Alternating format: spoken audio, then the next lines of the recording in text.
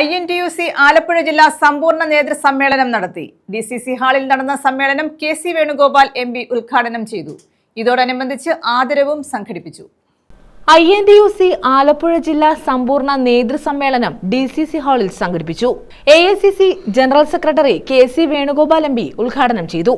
യഥാർത്ഥ ജനപിന്തുണയോടെയുള്ള ഗവൺമെന്റ് അല്ല ഇന്ന് ഇന്ത്യ രാജ്യം ഭരിക്കുന്നതെന്ന് അദ്ദേഹം പറഞ്ഞു. അപ്പോ യഥാർത്ഥ ജനപിന്തുണയോടെ ഭരിക്കുന്ന ഗവൺമെന്റ് അല്ല ഇന്ന് ഇന്ത്യ രാജ്യം ഭരിക്കുന്നത് എന്നുള്ളത് യാഥാർത്ഥ്യമായിട്ടുള്ള കാര്യമാണ്. ഇതിപ്പോ ജനം ചർച്ച ചെയ്യാൻ തുടങ്ങി. നമ്മുടെ കോൺഗ്രസ്സുകാർ മാത്രമല്ല, നാട്ടിലെ ജനത്തിൽ ഞാൻ പലയിടത്തും പോയപ്പോൾ എല്ലാവരും ചർച്ച ചെയ്യണം. നമ്മൾ ചർച്ച ചെയ്യണം, INTUCക്കാരും ചർച്ച ചെയ്യണം. കണ്ണിൽ എണ്ണ ഒഴിച്ച് ജനാധിപത്യം സംരക്ഷിക്കണമെങ്കിൽ നമ്മൾ ഭരണഘടന സംരക്ഷിക്കപ്പെടണം. ഭരണഘടന എങ്ങനെ സംരക്ഷിക്കാൻ പറ്റും? ഭരണഘടന സംരക്ഷിക്കണമെങ്കിൽ ഒരു ശുദ്ധമായ വോട്ടർ പട്ടികയിൽ ഇലക്ഷൻ നടക്കണ രാജ്യത്ത്. അപ്പോൾ വോട്ടർ പട്ടികയാണ് നമ്മുടെ ഏറ്റവും വലിയ ആയുധമാക്കി നമ്മൾ കൊണ്ടു നടക്കേണ്ടത്. അതിന് ഈ ഇരിക്കുന്ന ആളിരിക്കുന്നവർ ചന്ദ്രശേഖരനും എന്നെക്കാളും പാർട്ടി നിയന്ത്രിക്കാൻ പറ്റുന്നവരാണ് ഉപയോഗിക്കുന്നതല്ല. മനസ്സിലായി.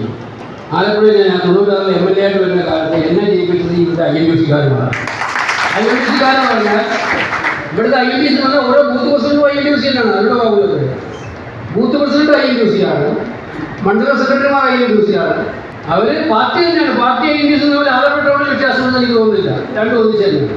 INTUC ജില്ലാ പ്രസിഡന്റ് G ബൈജു അധ്യക്ഷത വഹിച്ചു. സംസ്ഥാന പ്രസിഡന്റ് R ചന്ദ്രശേഖരൻ മുഖ്യപ്രഭാഷണം നടത്തി. 52 വർഷക്കാലമായി ആലപ്പുഴ ടൗണിൽ ഓട്ടോറിക്ഷ ഡ്രൈവറായി ജോലി നോക്കി വരുന്ന ABG സ്റ്റാൻഡിലെ ജോസഫിനെ ചടങ്ങിൽ ആദരിച്ചു.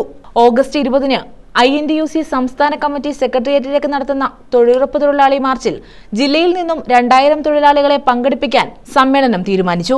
KPCC രാഷ്ട്രീയകാര്യ സമിതി അംഗം advocate Johnson Abraham, KPCC general secretary AA Shukoor, Shaji Mohanan, advocate Anil Bose, PJ Joy, PP Thomas, AK Rajan തുടങ്ങിയവർ പങ്കെടുത്തു.